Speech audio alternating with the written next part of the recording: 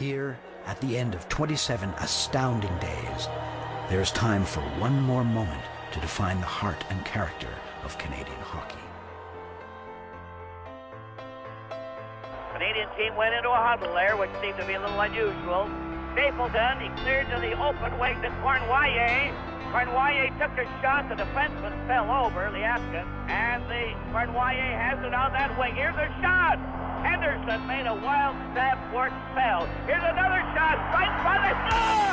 Henderson has scored for Canada! Henderson right in front of the net! And the fans of the team are going wild.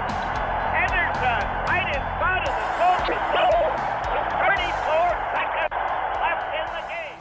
Hi, I'm Paul Henderson. If you're like me, you may be old enough to remember a goal I scored in 1972. And if you aren't, well, this project might be just for you. If you're a Canadian of a certain age, it's possible you may remember exactly where you were that day on September 28, 1972.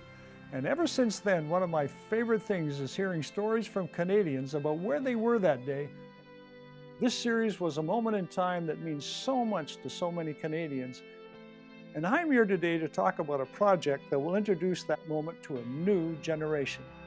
With help from my friends Lillian and Josh, we have been working to put together a children's story about the most memorable moment in Canadian sports history. It's a story we like to call The Greatest Jersey Ever. The Greatest Jersey Ever is a book about a family and passing on the story to a new generation. It follows a brother and sister as they relive the moments of the 1972 Summit Series. It will cover some of the highs and the lows of that series, from falling short of Canada's expectations and disappointing a country to one of the greatest comebacks in sports history. We're looking for help from you to create the book that we have always envisioned. This is a Canadian story, and we want to keep this project 100% made in Canada. For us, that includes hiring a Canadian artist and completing all of the printing and publishing here in Canada. The story has been completed, and we have a Canadian artist who has already started to create some early images for the book. So, we are now reaching out and asking you to get involved in this process. And if you do, we have some great rewards as our special thanks to you.